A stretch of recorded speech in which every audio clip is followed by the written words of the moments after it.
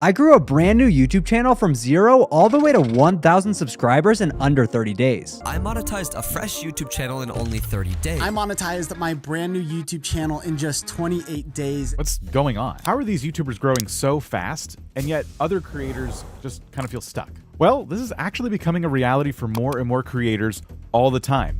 Sometimes taking 30 days or even 28 days or less to reach these goals. A lot of people assume you just have to spend years grinding, but the rules here are being rewritten a little bit. So if you're here to turn your YouTube channel into something that can generate profit, maybe become a job for you one day, then I'm going to help you out. Today we're going to dive into some strategies other channels are using that you can use for reaching monetization fast, even if you're starting from 0. The first step, as usual, is finding a niche that serves your goal. However, I'm not going to go into the general advice of just picking something you're passionate about, because you're here on a mission. It is completely valid and you should be doing something you're passionate about, but let's dig in a bit more. You need to be asking yourself a few questions. Number one being, is this niche you're about to go into profitable? Not all niches are created equal. Let's say you have a goal of earning $100 per video. With a CPM of $7 per 1,000 views, you would need 14 to 15,000 views.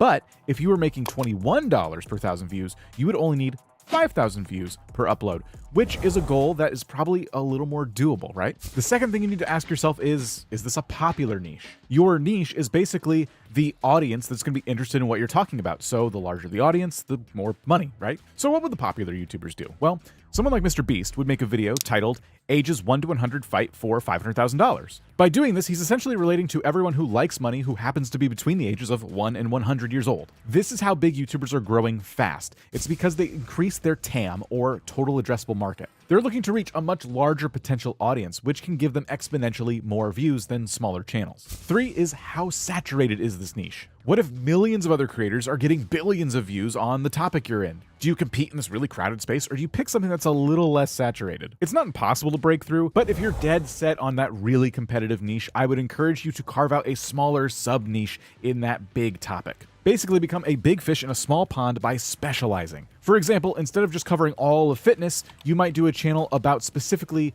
CrossFit. It's not about just less competition here either. A highly targeted audience is more likely to engage with you because you're speaking very specifically to their very direct interests. And finally, the fourth question, ask yourself this: do you feel like there is room to grow within this niche? Now, this doesn't just include being able to generate basically endless ideas for this niche that you're about to enter. Nothing's worse than running out of ideas 1 year into your YouTube journey, right? But can you also monetize this content outside of YouTube by using things like affiliate links or brand deals, sponsorships, things like that? AdSense does not and should not be the only way that you are looking to make money with a YouTube channel. Having said all of that, I still maintain that it's mega important to have a passion in what you're actually talking about if you want to even make any money or get any views. Because topics you already care about tend to be a lot easier to infiltrate, right? You already know the lingo. You can get in that community because you are very familiar with it. This will also help you avoid burnout. But finding the perfect niche won't just be the magic bullet, right? You still need to generate views. But there's actually a strategy you can lean into for getting a lot more views than you're probably used to getting right now. The biggest channels on YouTube aren't just randomly throwing ideas at the walls to see what sticks, and then they just happen to always get over 1 million views. No.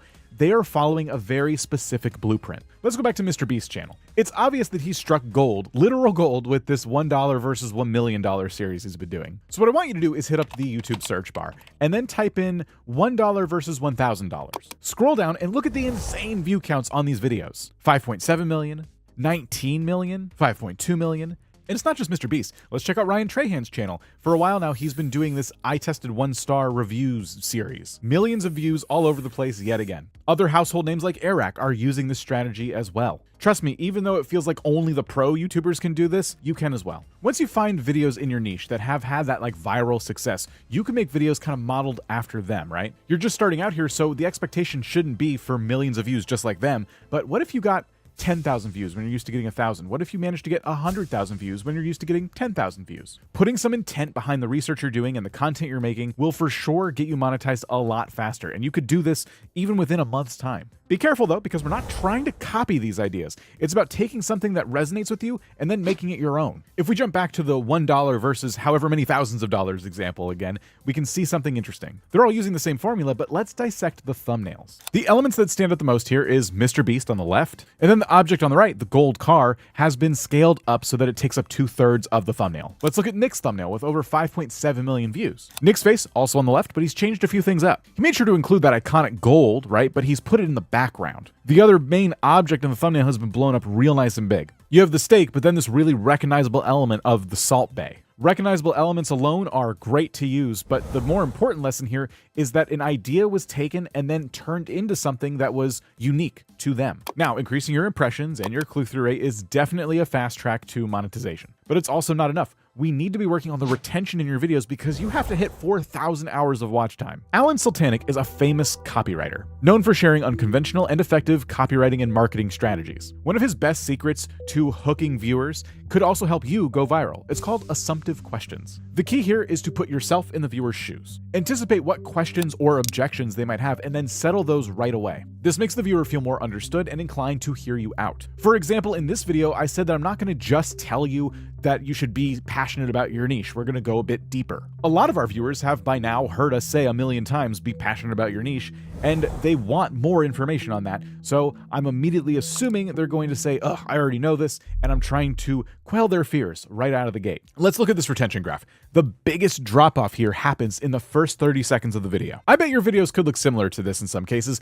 and the goal here is to try and remedy this drop off as much as you can in that first 30 seconds. The less drop off you have here, the longer people will stick through a video. Just a 10 to 20% increase could be the difference between a video that flops and a video that completely explodes. So your hook should satisfy a viewer's curiosity from their click back on the title and thumbnail, and that should happen right away. You could tease some exciting moments coming up later in the content, or you can maybe open a loop by asking a question and promising you're going to answer it in a little while. And what a lot of small channels don't know is that you can use that script writing technique of opening loops over and over again throughout your entire video to keep people hooked. Close a loop, open another one right away. And then the ending is just as important as the intro to your video. What you do not want to do is make it feel like your video is ending at any point. It should kind of come as a surprise. The reason we do this is so that we can seamlessly transition a viewer from one video to the next video. If you start to do a really long outro and people start to assume your video is ending, they're going to click off way before you get to that part where you're like, "Hey, please subscribe," or "Please watch my next video."